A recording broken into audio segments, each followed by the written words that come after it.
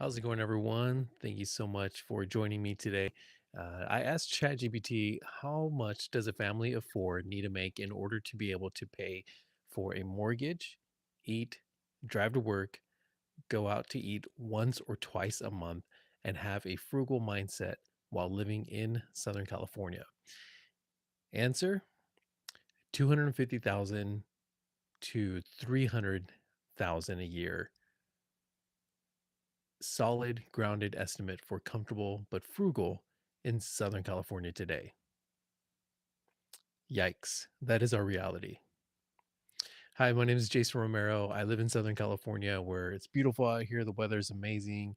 However, it is expensive, and which is why I do have a W 2 career as well as a side hustle.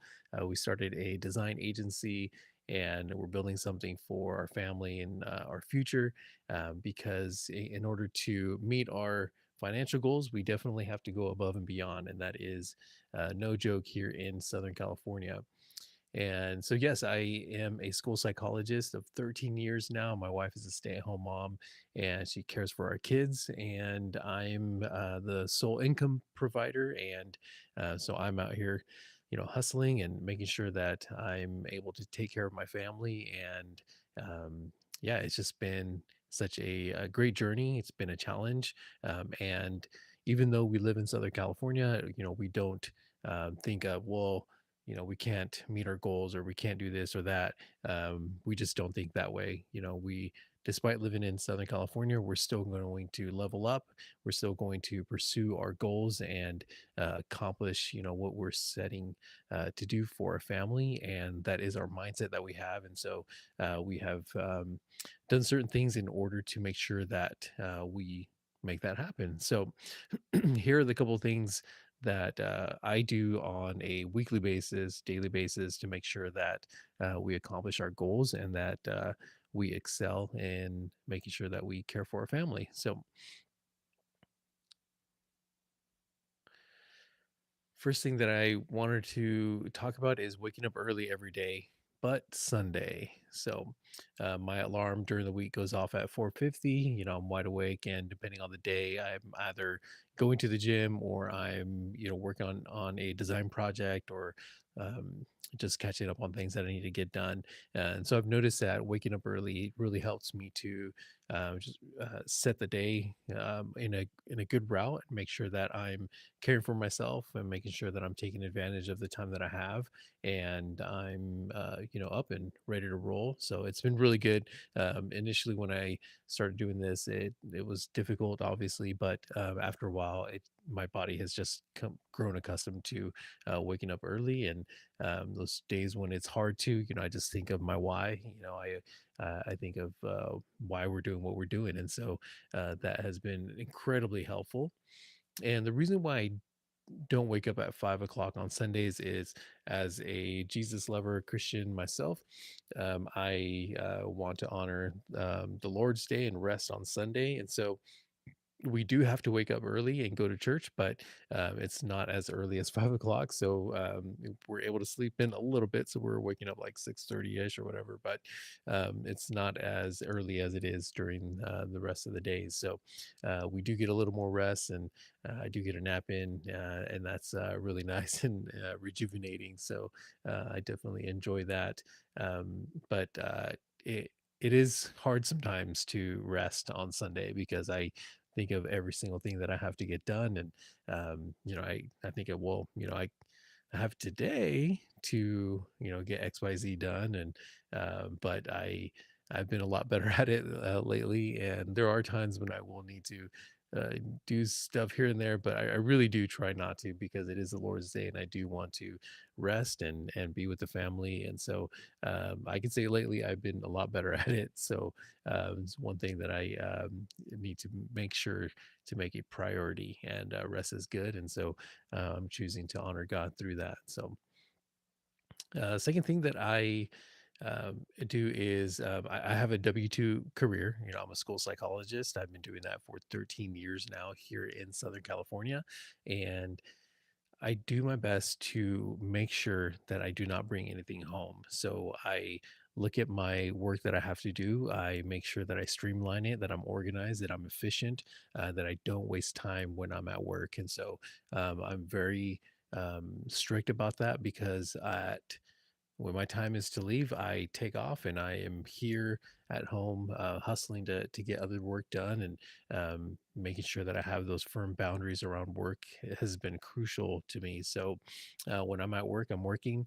I'm not messing around. I'm not like taking more time where I don't need to be, because as soon as I need to go home, I am out of there and I am ready to roll on to what's next. And so, and that's been helping me out a whole lot, and it's definitely a boundary that has helped me as a web designer because I could get home, get some work done before the kids wake up from their nap, and then I'm able to even do work at night as I'm doing now, and it's just been a very effective way to maneuver things in my life for my family, and it's very helpful to be on the same page with my wife as well. So I enjoy working hard for my family. So I'm not out here like playing video games or like, I don't know, wasting my time. I actually enjoy doing this. And so if I could enjoy it and also care for my family, then I'm all in. So it's been really fun. But those boundaries at work has been crucial for me. So um, the next thing is touched on it a little bit, but communication.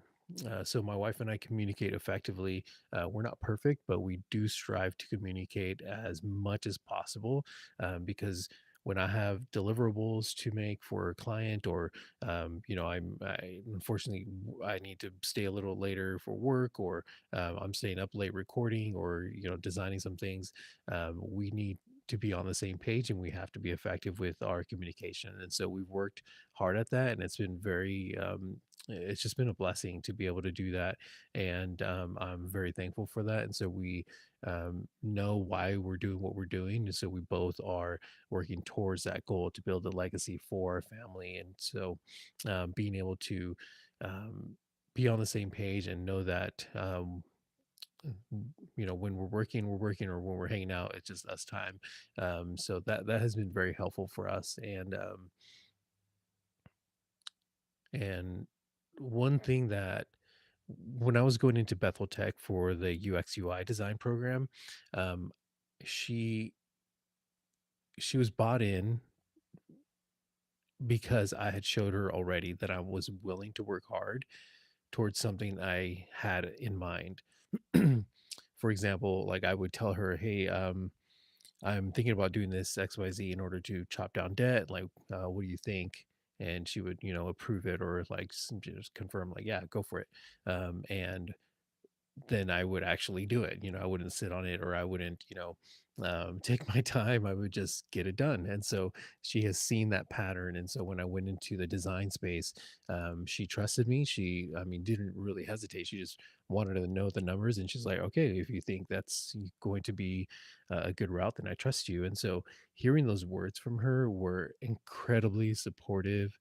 It was encouraging, like, that's what I needed to hear, and her saying that, like, I make sure that I protect that now, and, I'm so thankful that she's, super supportive, and, but she knows that I'm putting action to that. And so, because she's seen me take action, she's knows that, I'm not gonna be messing around, that I'm actually leveling up and doing something with it, and she's seen the outcomes. Like, she has been very supportive in that. So very thankful for that. We've communicated to this place, and I just want to make sure that I protect that, and that I don't take advantage of that, because trust is earned. So I don't want to start slacking off, or like sleeping in late, or not getting my deliverables in, or just messing around. I just today I'm choosing to get this done and prove to her that I'm doing what I'm supposed to be doing. And so it's just been cool to hear that, and have that support. So communication has been super helpful. Time inventory is something that I did in 2020. So as you all remember, the 2020 chaos that we all endured, um, It was a wild time. Something that I did during that time that I'm very thankful for was I did kind of like a time inventory. So I would um, outline my day. I would outline, what I was doing every hour or during certain times, and just making sure that I was not wasting time. And so uh, it sounds a little weird, but it definitely helped me to see that I can find time. Like I know where I'm wasting time. I know where I'm, choosing to not. Level up or not, finish a project. Like doing that time inventory for me was super helpful. And so I don't do so detailed of like note taking, but I am just accustomed now to like making sure I'm not um, wasting time. But one thing that I do like to have is just like a task list, and I like to write things down still. There's so many apps that you can use to help budget your time, but I really just like a pen and a paper, and I just create lists, and just checking them off is helpful. And then it also helps me to stay focused. And so, because some of the work, as you web designers know, like it can be overwhelming, or it can just um, be in pixel pushing whatever you're doing at the moment. Um, I sometimes want to get distracted, or I just need to take a walk, but also I'll come back and just make sure that I am, crossing out certain things to get done. And so that's been very helpful. Just being mindful of my time. And again, I started doing the more of the strict time inventory, and then now I've grown accustomed to just having a list and making sure I'm working towards that list and knocking out you know the um the priority tasks. So uh that is definitely something that's helped me. And last one is boundaries. So in my 20s, I had horrible boundaries. I would say that I didn't really have boundaries, to be honest. In my mid 30s to current day, I'm currently 40 now. And I've learned that book Boundaries. If you haven't read it, go read it. It's amazing. Definitely transformational. So after reading that, and then also reading it with my wife, like it's just been a game changer. And so I've developed healthy boundaries around, my relationships, my work, side hustles. Um, it's been so helpful, and I'm so thankful that I have been willing to do that, and it's provided a lot of really great things. So, may sound boring, unnecessary. However, I think that in order to care for my family, my kids, myself, my career, my side hustle, like I need boundaries. And so I need to know when to say yes and when to say no to things. And so that has been incredibly helpful for me. And it's been great to be able to see how helpful that's been in my life right now. And yeah, I did say, I'm 40 now, but it's never too late. It's never too late to consider any of these things that I just talked about. And it's I'm a firm believer in Christ, and so God has given me this redeemed life, and He's definitely saved me from myself, and so I get to enjoy what He has for me now, and so I want to protect it, and I want to make sure that I'm fruitful with what He has given me. So those are the things that I have engaged in order to manage a side hustle while carrying a W-2 career. So. Uh, Question of the day: which of these 5 tips will help you and your side hustle so that you can take care of your family? Let me know in the comment section. I'd love to hear from you. Also, if you're watching this replay, let me know in the comment section. Hit me up with a replay, and I'd love to connect with you and see how you're doing. And I hope these insights helped you today. Thank you for watching this video. I look forward to seeing you in the next video. Again, my name is Jason Romero, and thank you for watching, and I will see you in the next video.